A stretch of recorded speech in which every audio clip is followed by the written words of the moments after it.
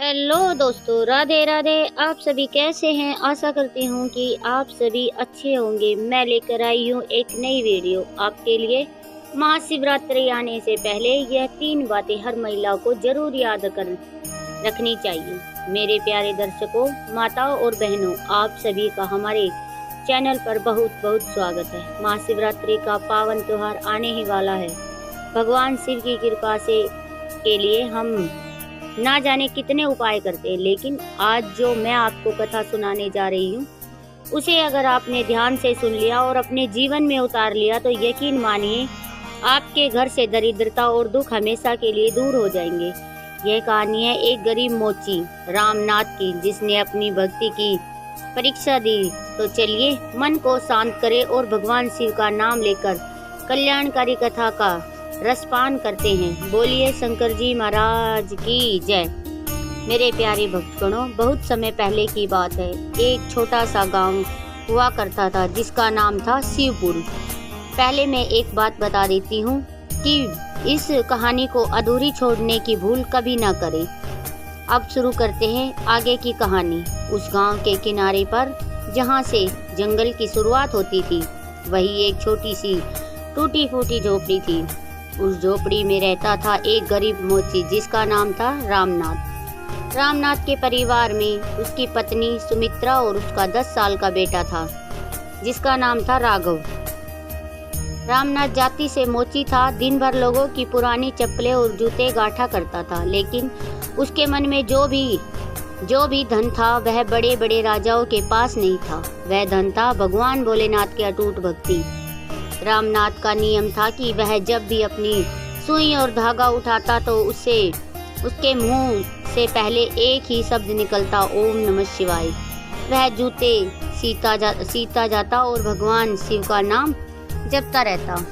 गांव के लोग उसे अक्सर पागल कहते थे। वह कहते थे कि अरे रामनाथ, तेरे घर में खाने को दाना नहीं, तेरे तन पर ढकने के कपड़े नहीं, और तू दिन रात भगवान भोलेनाथ का नाम रटता रहता है।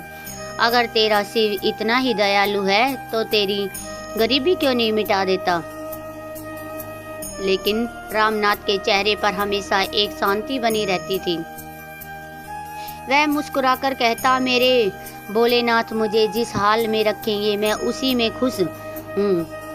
सुख भी उनका दिया हुआ है और दुख भी उनका ही प्रसाद है। मेरे प्यारे दोस्तों, रामनाथ की गरीबी का यह आलम था कि कई बार उसे और उनकी पत्नी को भूखे पेट ही सोना पड़ता था। उसकी झोपड़ी की छत बारिश में टपकती थी। ठंड के दिनों में उसके पास ओढ़ने के लिए पर्याप्त कंबल नहीं थे। सुमित्रा, जो एक बहुत ही पतिव्रता और समझदार महिला थी, वह भी अपने पति की भक्ति का पूरा सम्मान करती थी। वह कभी भी गरीबी का रोना नहीं रोती। वह जानती थी कि उसके पति की कमाई कम है, लेकिन उसकी ईमानदारी बहुत बड़ी है। एक दिन की बात है, महाशिवरात्रि का त्योहार आने से अब बस कुछ ही दिन बचे थे। पूरे गांव में तैयारियां शुरू हो चुकी थी। मंदिर को सजाया जा रहा था। गांव के जमींदार और सेठ लोग बड़े बड़ी बातें कर रहे थे कि इस बार शिव जी को सोने का मुकुट चढ़ाएंगे। कोई कह रहा था कि वह चांदी का लोटा चढ़ाएगा। रामनाथ अपनी छोटी सी दुकान, जो कि एक पेड़ के नीचे थी, वहाँ बैठा बैठा यह सब सुन रहा था। उसका मन भी हुआ कि वह भी अपने भोले बाबा के लिए कुछ खास करे। उसके आंखों में आंसू आ गए। उसने आसमान की तरफ देखा और मन ही मन बोला, प्रभु, दुनिया आपको सोना चांदी चढ़ाती है, मेरे पास तो आपको देने के लिए 2 मुट्ठी अनाज भी नहीं है। मैं आपको क्या चढ़ाऊं? तभी उसका बेटा राघव दौड़ता हुआ उसके पास आया। राघव बहुत ही प्यारा बच्चा था, लेकिन कुपोषण के कारण वह बहुत ही कमजोर हो गया था। राघव ने आकर अपने पिता का हाथ पकड़ा और बोला, बाबा, सब लोग कह रहे हैं कि शिव जी पर शिवरात्रि का मेला लगेगा। मुझे भी मेले में जाना है। क्या आप मुझे खिलौने दिलाओगे? बेटे की बात सुनकर रामनाथ का कलेजा कांप गया। उसकी जेब बिल्कुल खाली थी। आज सुबह से ही एक भी ग्राहक नहीं आया था। उसने अपने बेटे के सिर पर हाथ फेरा और अपनी आंसुओं को छलकाते हुए बोला, हाँ बेटा, जरूर चलेंगे। भोलेनाथ ने चाहा तो सब अच्छा रहेगा। शाम हो गई, सूरज ढलने लगा। रामनाथ ने अपना सामान समेटा और घर की ओर चल दिया। रास्ते में उसे गांव का साहूकार मिला। साहूकार ने रामनाथ को देखकर ताना मारा, क्यों भगत जी, इस बार शिवरात्रि पर भगवान को क्या भेंट दे रहे हो? सुना है तुम्हारे घर में तो चूल्हा जलाने के लिए लकड़ी नहीं है। साहूकार की बात सुनकर वहां खड़े कुछ लोग हंसने लगे। रामनाथ ने कोई जवाब नहीं दिया, बस सिर झुकाकर वहां से निकल गया। लेकिन उस दिन उसके मन में एक गहरी टीस उठी। उसे अपनी गरीबी पर पहली बार गुस्सा आया, और वह गुस्सा भगवान पर नहीं बल्कि अपनी किस्मत पर आया था। घर पहुंचकर उसने देखा कि सुमित्रा ने जैसे तैसे थोड़ी सी खिचड़ी बनाई थी। तीनों ने मिलकर वह रूखा सूखा भोजन किया। रात को जब सोने गए तो रामनाथ उठकर बाहर आ गया। वह आसमान में चमकते हुए चांद को देखने लगा, जो भगवान शिव के मस्तक पर विराजमान रहता है। उसने हाथ जोड़कर कहा, प्रभु, मैं आपसे अपने लिए कुछ नहीं मांगता, लेकिन मेरे बच्चे और मेरी पत्नी ने क्या पाप किया है? कम से कम उन्हें तो 2 वक्त की रोटी सुकून से मिलनी चाहिए। इस महाशिवरात्रि पर मैं आपका व्रत रखूंगा, और अगर आप सच में हैं तो आपको मेरी लाज रखनी होगी। मेरे प्यारे भाइयों और बहनों, रामनाथ नहीं जानता था कि आने वाली महाशिवरात्रि उसके जीवन में एक ऐसा तूफान लाने वाली है जो उसकी भक्ति की जड़ें भी हिला कर रख देगी। वह बस भोलेपन में प्रार्थना कर रहा था। उसे नहीं पता था कि भगवान अपने भक्तों की परीक्षा कभी कभी बहुत कठोर तरीके से लेते हैं। अगले दिन की सुबह हुई। शिवरात्रि में सब अब केवल 2 दिन ही शेष थे। रामनाथ ने सोचा कि वह जंगल से कुछ लकड़ियां काट कर लाएगा और उन्हें बाजार में बेचकर कुछ पैसे जमा कर लेगा, ताकि शिवरात्रि के दिन वह कम से कम थोड़ा दूध और बेलपत्र भगवान को चढ़ा सके। वह अपनी कुल्हाड़ी लेकर जंगल की तरफ निकल पड़ा। जंगल घनघोर घना था। चलते चलते उसके पैर में एक बड़ा सा कांटा चुभ गया। खून बहने लगा, लेकिन रामनाथ नहीं रुका। वह लड़खड़ाते हुए चलता रहा। उसके मुंह से केवल ओम नमः शिवाय का जप चलता रहा। उसने सूखी लकड़ियां इकट्ठी की और उसका एक भारी गट्ठड़ बनाया। वह गट्ठड़ इतना भारी था कि रामनाथ जैसे कमजोर शरीर वाले आदमी के लिए उठाना बहुत मुश्किल था, लेकिन भक्ति में भी बहुत शक्ति होती है। उसने उस गट्ठड़ को अपने सिर पर रखा और शहर की तरफ चल दिया।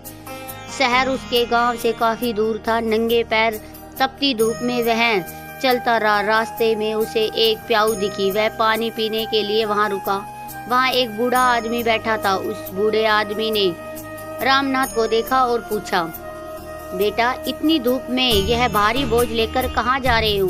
रामनाथ ने मुस्कुराते हुए कहा, बाबा, शिवरात्रि आ रही है ना, थोड़ा पैसा कमा लूं तो अपने महादेव के लिए पूजा का सामान ले सकूंगा।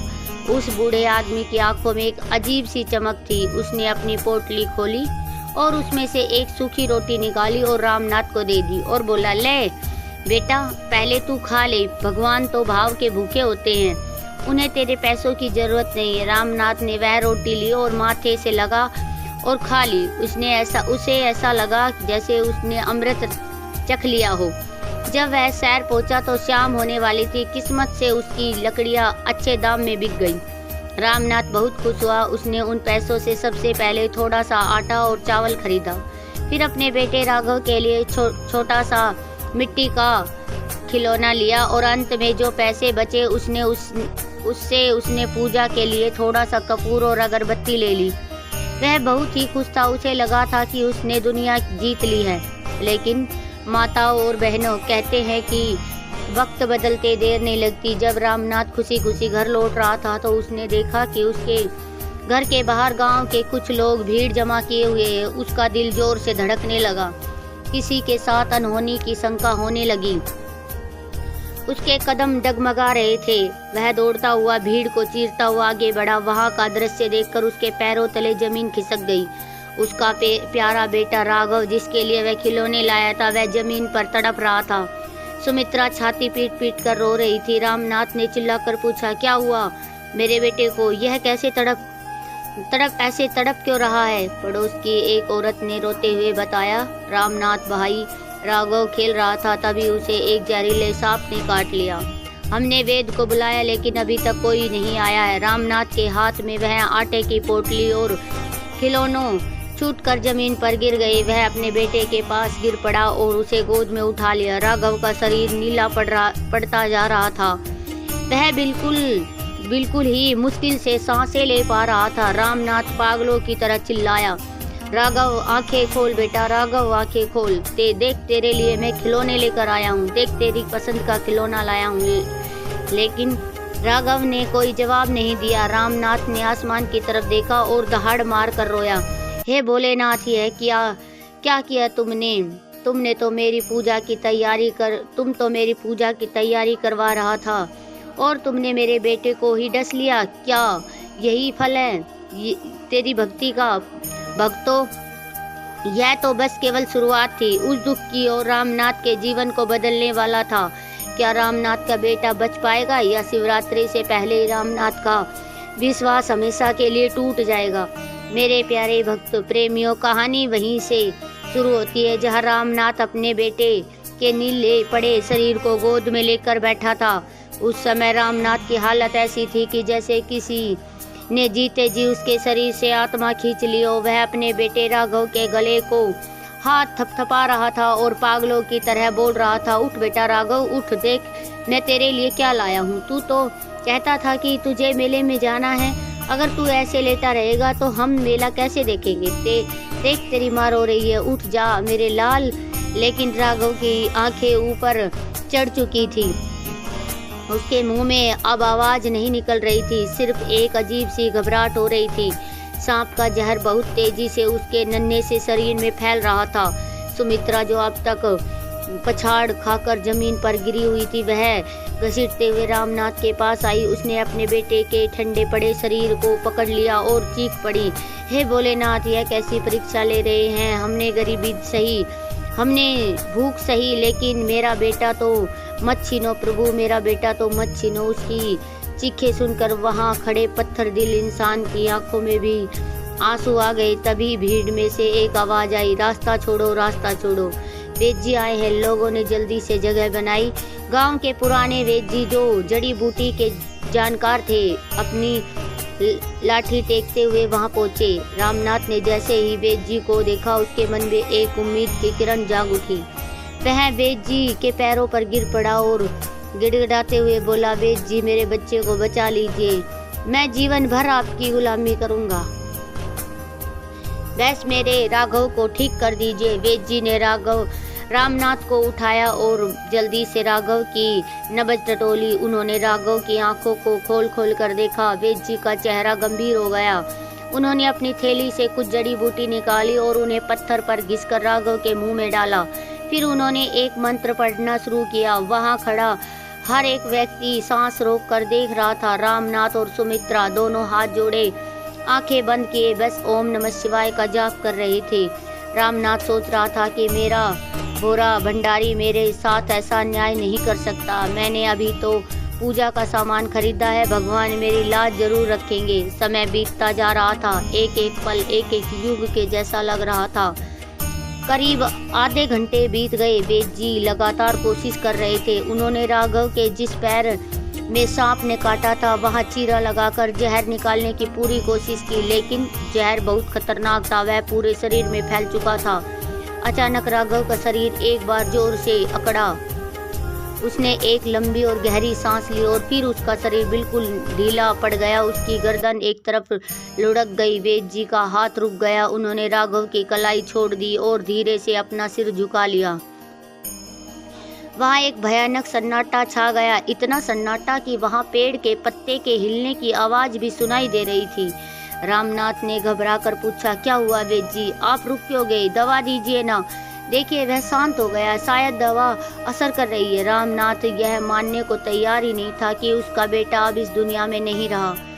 वेद जी ने डगमगाई आंखों से रामनाथ की ओर देखा और भारी आवाज में बोले, रामनाथ धीरज रखो, ईश्वर की यही मर्जी है। राघव अब हमारे बीच में नहीं रहा, उसके प्राण पंखेर उड़ चुके हैं। यह शब्द सुनते ही जैसे आसमान टूट पड़ा। सुमित्रा एक जोरदार चीख के साथ वही बेहोश हो गई और रामनाथ तो जैसे पत्थर बन चुका हो। वह हिल भी नहीं रहा था। उसने रोया तक नहीं, वह बस अपनी फटी हुई आंखों से अपने मृत बेटे के चेहरे को देख रहा था। वह बेटा जो सुबह हंसते हुए कह रहा था कि उसको बाबा मुझे खिलौना चाहिए। आज वह हमेशा के लिए खामोश हो गया था। पास में वही मिट्टी का खिलौना और पूजा के लिए खरीदा गया कपूर धूल में पड़ा था। रामनाथ की नज़र उस पूजा के सामान पर पड़ी। अचानक उसके अंदर का बांध टूट गया, लेकिन वह आंसुओं का बांध नहीं था, वह गुस्से का ज्वालामुखी था। उसने अपने बेटे के शव को धीरे से जमीन पर लिटाया, फिर वह खड़ा हुआ। उसकी आंखों में अब आंसू नहीं थे बल्कि अंगारे थे। उसने जमीन पर पड़े एक कपूर और अगरबत्ती के पैकेट को उठाया, जिसे वह बड़े चाव से शिवरात्रि की पूजा के लिए लाया था, और फिर पूरी ताकत से उसे दूर फेंक दिया। वहाँ खड़े लोग हैरान रह गए। गांव के पंडित जी ने आगे बढ़कर कहा, रामनाथ, यह क्या अनर्थ कर रहे हो? यह भगवान की पूजा का सामान है। दुख बड़ा है, लेकिन भगवान का अपमान मत करो। रामनाथ ने पंडित जी की तरफ देखा और चिल्लाया, कौन भगवान? कहाँ है भगवान? अगर भगवान होता तो क्या वह एक गरीब बाप से उसका सारा छीन लेता? मैंने जीवन भर क्या किया? सिर्फ उसकी भक्ति की।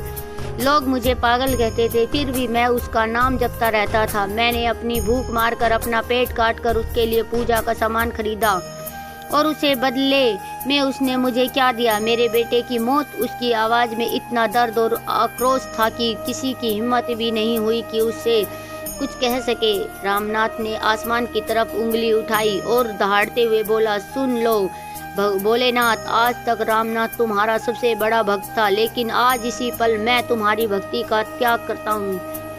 आज तुमने मेरा बेटा नहीं मारा, तुमने अपने एक भक्त को मार दिया है। अब इस घर में कभी तुम्हारी पूजा नहीं होगी, कभी तुम्हारा नाम नहीं लिया जाएगा। भक्तों, जरा सोचिए उस पिता के दिल पर क्या गुजर रही होगी।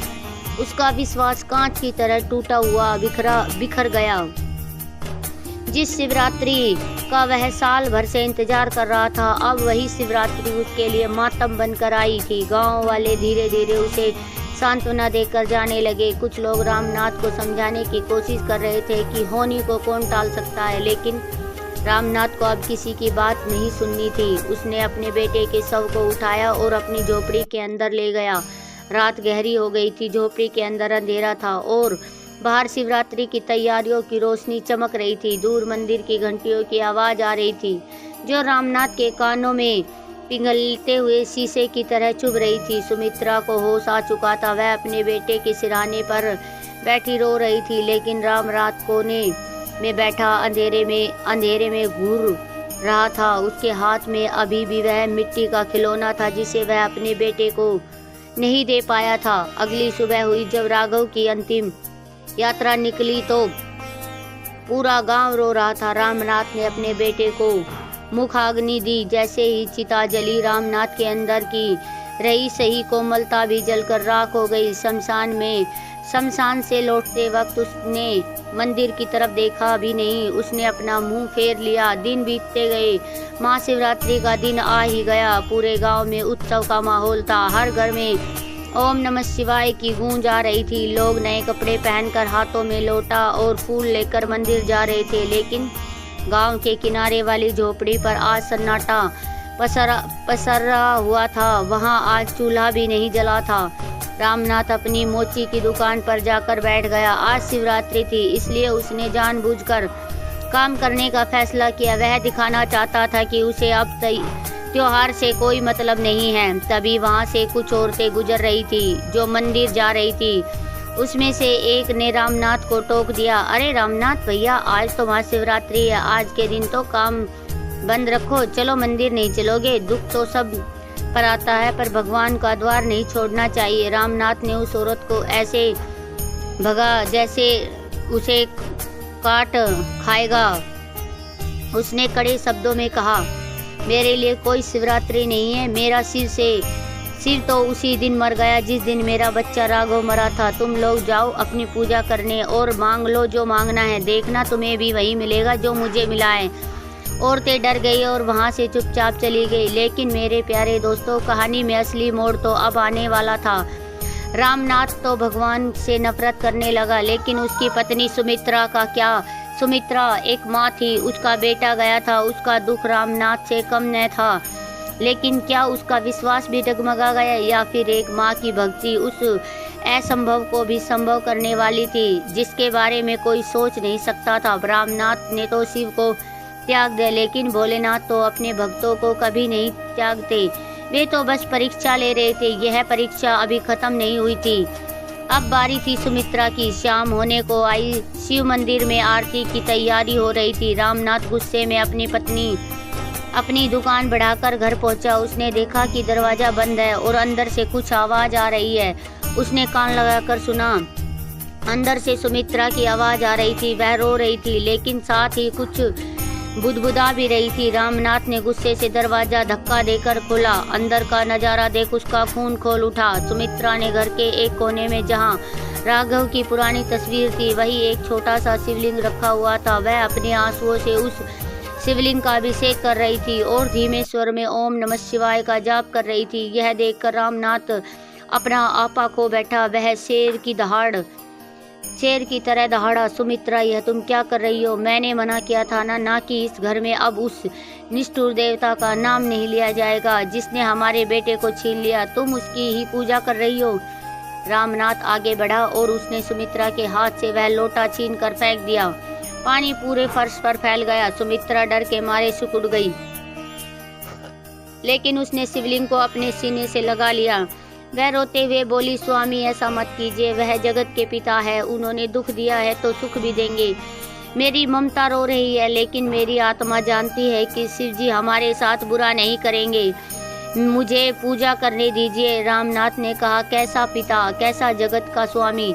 वह पत्थर है, सिर्फ पत्थर। अगर उसमें जान होती तो वह एक मासूम बच्चे की जान नहीं लेता। आज मैं इस पत्थर को अपने घर से ही फेंक दूंगा। रामनाथ ने सुमित्रा से वह शिवलिंग छीनने की कोशिश की। सुमित्रा ने उसे कसकर पकड़ रखा था। दोनों के बीच खींचातानी होने लगी। एक तरफ एक पिता का टूटा हुआ विश्वास और गुस्सा था और दूसरी तरफ एक माँ की अटूट श्रद्धा। तभी बाहर आसमान में बादल घिरने लगे। हवाएं तेज चलने लगी। मानो प्रकृति भी इस भक्ति और भगवान के द्वंद्व को देखकर बेचैन हो रही हो। आज महाशिवरात्रि की रात थी, सिद्धियों की रात थी, और इस रात में रामनाथ के घर में भक्ति और नास्तिक का युद्ध छिड़ा हुआ था। क्या रामनाथ सुमित्रा की पूजा करने देगा, या फिर उसके गुस्से की आग में सुमित्रा की भक्ति भी जल जाएगी? और क्या सच में राघव की मौत अंतिम सत्य था, या फिर शिवजी की लीला कुछ और ही थी? मेरे प्यारे भक्तजनों, जैसा कि आपने सुना, रामनाथ गुस्से में पागल हो चुका था और सुमित्रा ने शिवलिंग छीनने की कोशिश कर रही थी।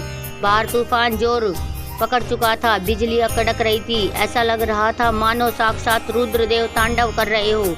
सुमित्रा ने शिवलिंग को अपने छाती से चिपका लिया और रोते हुए पुकारे, हे महादेव, अगर आज मेरी भक्ति सच्ची है तो मेरी लाज रखो। मेरे पति का विश्वास टूट गया है, उसे जोड़ दो प्रभु, उसे जोड़ दो। तभी अचानक झोपड़ी के दरवाजे पर एक जोरदार दस्तक हुई।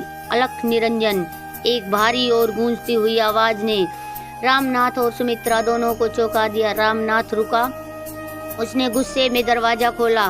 सामने एक जटाधारी साधु खड़ा था। शरीर पर भस्म रबी हुई थी, आंखों में तेज और हाथ में त्रिशूल।